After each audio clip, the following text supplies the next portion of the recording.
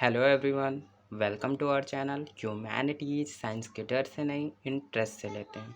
So in this video we will study of our remaining portion of class 11th political science book chapter first. So let's start.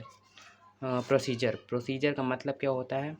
Procedure का मतलब होता है कि कोई भी ऐसी चीज़ को अडॉप्ट करने से पहले उसमें बहुत ज़्यादा डिबेट करना, डिस्कशन करना।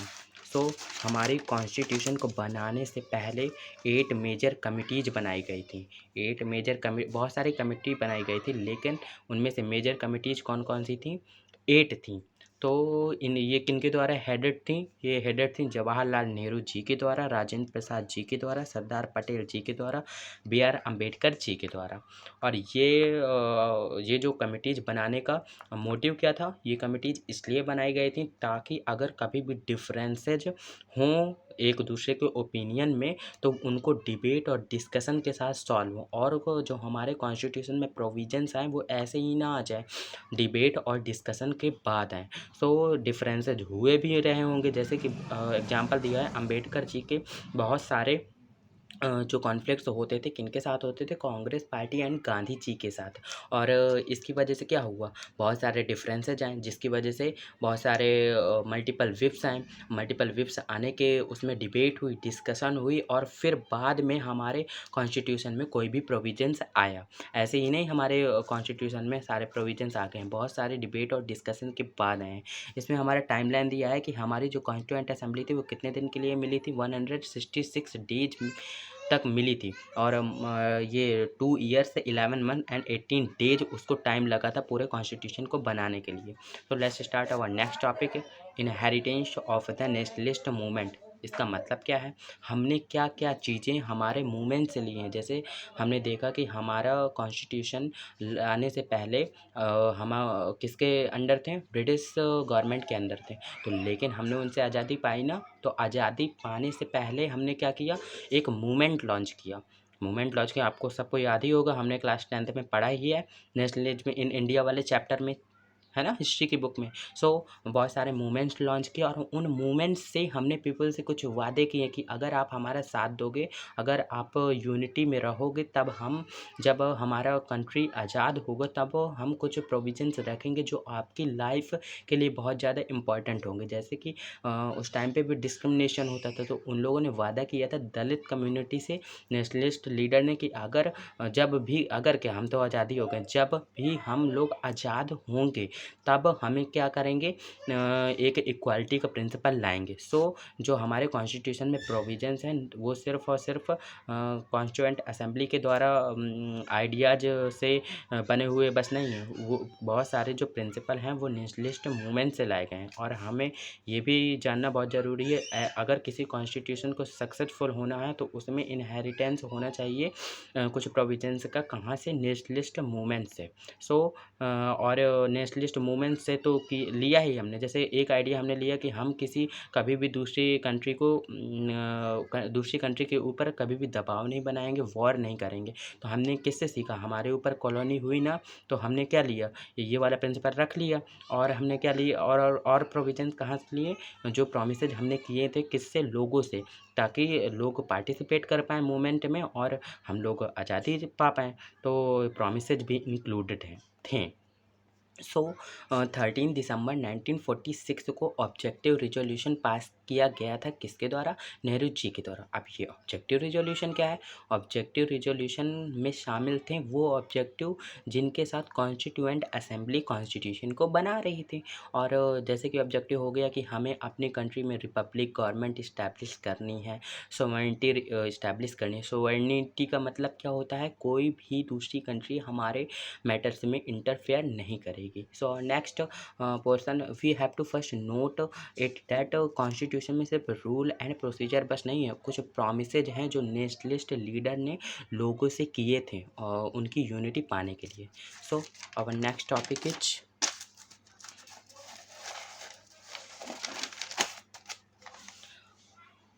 Institutional arrangement. सॉरी आपको ये दिख नहीं रहा होगा, I am really sorry. Institutional arrangement in India. तो हमारे यहाँ पे दो टाइप की पावर डिवीजन हुई है। पहले तो हॉरिजॉन्टल अरेंजमेंट हुआ है, फिर वर्टिकल अरेंजमेंट हुआ। हॉरिजॉन्टल अरेंजमेंट कहाँ हुआ है? पार्लियामेंट फॉर्म में।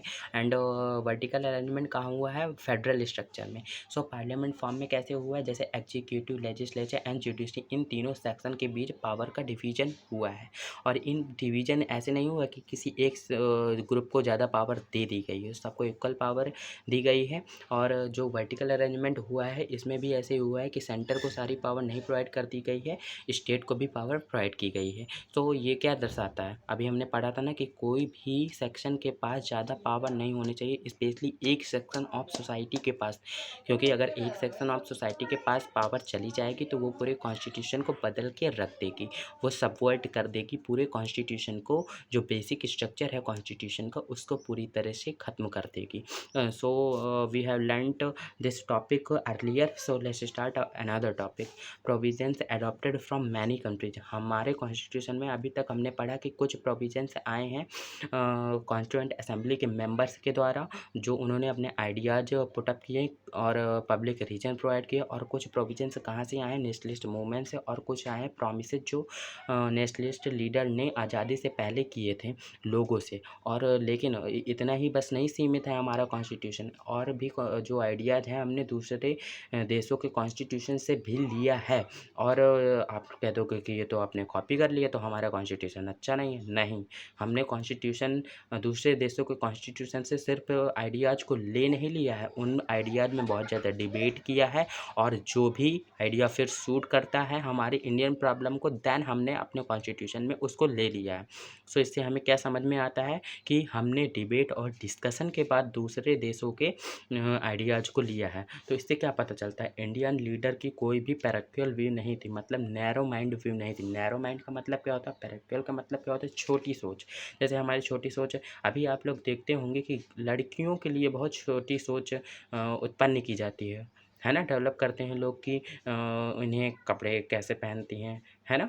सब लोगों को पता होगा। तो उस तरह की सोच, ऐसी सोच नहीं थी कि हमें दूसरे देशों के लिए के कॉन्स्टिट्यूशन से कुछ लेना ही नहीं है, हम अपने आप में ही सक्षम हैं।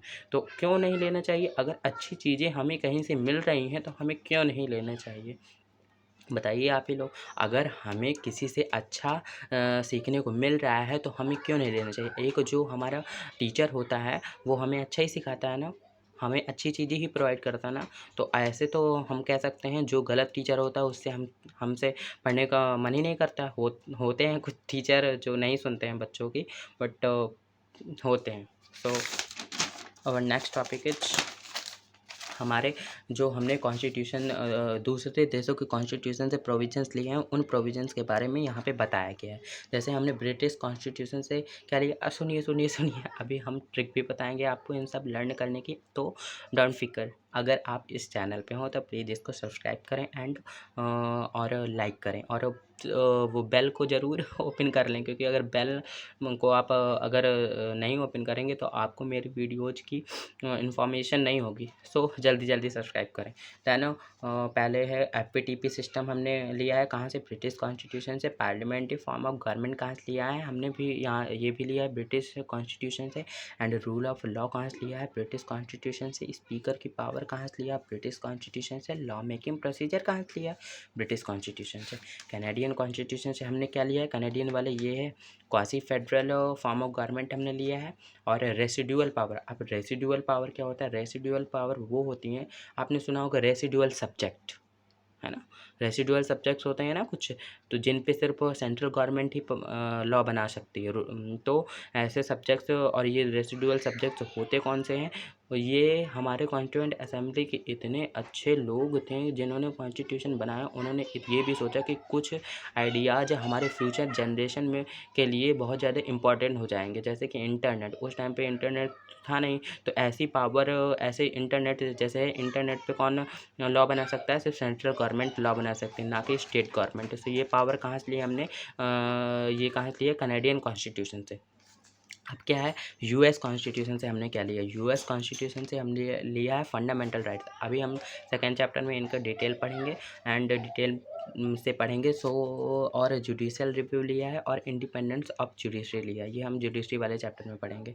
एंड आयरिश कॉन्स्टिट्यूशन से हमने क्या लिया है, DPSP, ये भी हम सेकंड चैप्टर में पढ़ेंगे। एंड फ्रेंच कॉन्स्टिट्यूशन से हमने क्या लिया, लिबर्टी, इक्वालिटी एंड फ्रेटर्निटी, ये तो सबको ही पता होगा, ये तो हम बचपन से पढ़ रहे हैं, लिबर्टी, इक्वालिटी एंड फ्रेटर्निटी। सो अब हम आपको ये ट्रिक बता देते हैं, जैसे क्या लिखा है, ये ट्रिक है, सरला का PF आ गया बेटा, तो सरला S से बन गया क्या, स्पीकर से पावर, R से क्या बन गया, R से बन गया रूल ऑफ लॉ, और LA से क्या बन गया, लॉ मेकिंग प्रोसीजर। तो बन गया ना आपकी 3 सरला से।